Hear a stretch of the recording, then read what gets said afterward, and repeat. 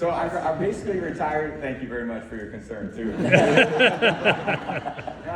It's naturally for an athlete, we can't play forever. And again, I think all those experiences that I had changed me in a positive way. And really what I hope to do in the future, which is very exciting for me, and part of why I do roll out of the bed still with a lot of excitement, is I get to be around great people that are doing great things in the community. We're trying to make a positive difference, like I know so many of you guys are as well. And like I said, there's a physical component to us being the best we can be. There's a mental component. Are we doing the right thing and making the right decision? And then there's an emotional component. How are we dealing with the stresses of our everyday life that still enable us to get out there and be the leaders that we want to be? So I am on other teams now, which is great. I'm doing broadcasting, which I absolutely love. It's a huge challenge to go from, as an athlete, using your body to kind of get the job done, and now I got to use my eyes and my voice, which is something that is very new to me. So I really enjoy that. I'm involved in sports ownership. A soccer club in the UK I'm a part of. The Las Vegas Raiders I'm part owner of. The Las Vegas Aces, the women's basketball team I'm part of. So I still get to really be involved in sports. And all I'm trying to do now is watch other people be the best they could be. I'm trying to watch other people with their goals and dreams ahead of them, and how can I impact them in a positive way based on the people that I've been around and the lessons that I learned. I think, first of all the parents in the room know that being a parent is probably the hardest job all of us have. And we screw up a lot, and I've screwed up a lot as a parent. So I don't want to seem like I'm some expert in parenting, because I'm certainly not that. I have 3 amazing kids that I just try to be there. I try to just be dependable and consistent for them. And honestly, whatever our kids choose, as we know, to do whatever they want to do in life, we got to support. And again, the blessing my parents gave me was when I was that long shot as a kid who was a backup quarterback on a freshman team, they never said, man, don't do that. It's going to be too hard. Let's do something different. Let's think about another backup plan. They kind of said, you know what? Go for it. Whatever you want to be, go for it. And that's probably my parenting style. I have a son who's 6'5" and wants to play basketball. Taller than you. Yeah, he's a little taller than me. He goes to school here in New York. He's 17, and unfortunately, he jumps as high as I do. But I tell him, dude, you're going to be a stud.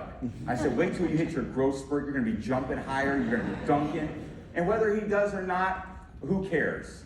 But I want him to know that his dad's got his back. And my middle son, it has, to be a boy sucks to be Tom Brady's son in so many ways. And I try to empathize that with them. And there's a lot of challenges I faced as a kid, and Nitin, you faced as a kid, and Allison, I'm sure you faced. And my kids naturally are going to be faced with their own challenges, and they got to figure out how to overcome them too. And I'll be there to support them a lot like my parents did. And I'll be learning along the way right there with them.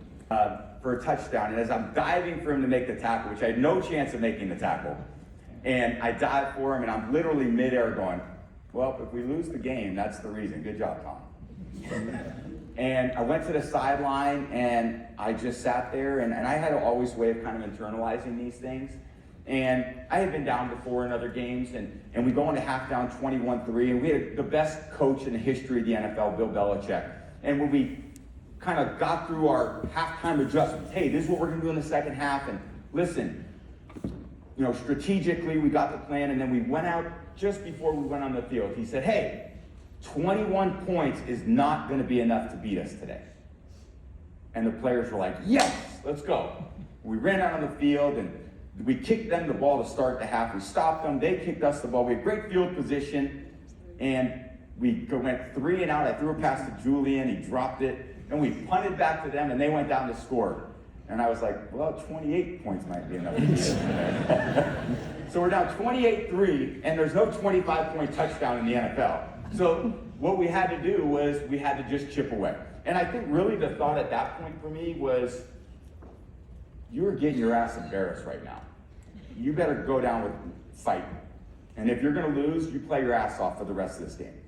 Regardless of the score, don't quit. Keep fighting. Don't give in to what the pity party is, losing a Super Bowl. Go out there and play your ass off.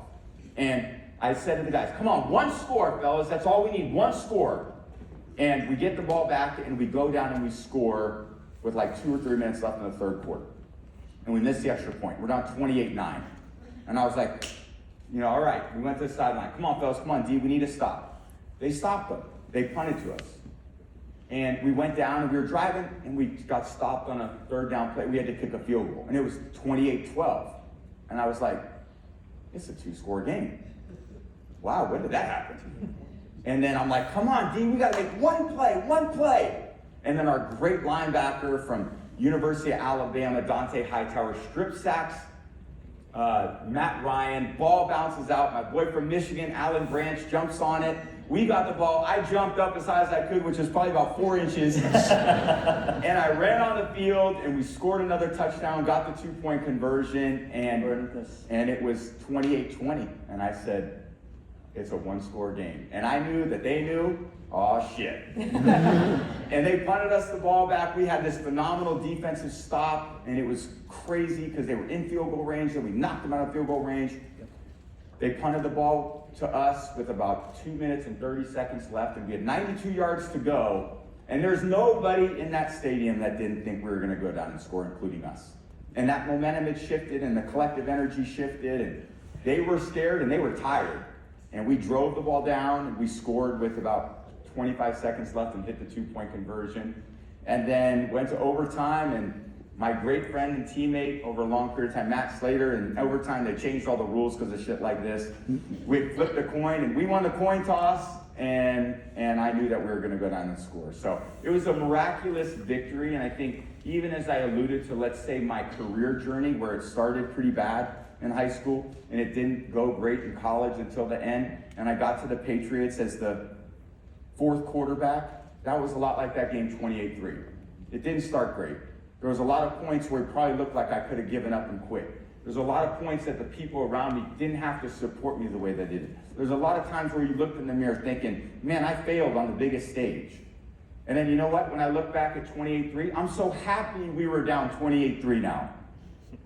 Because we wouldn't be talking about it if we were ahead 28-3. Because we overcame something that nobody thought was possible. And we proved to people that when you are down and you are out and you are struggling and it doesn't look great, then you don't quit. You fight to the end. And we could have lost that game. We could have lost that coin flip in overtime.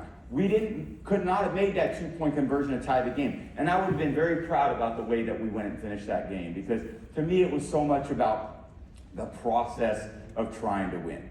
Thanks for watching the You Interview channel. With over 3,000 original celebrity videos, we have one of the largest collections of celebrity interviews anywhere. So remember to like and comment on our videos and subscribe to the channel. If you want to get more involved, you can become a member of the channel.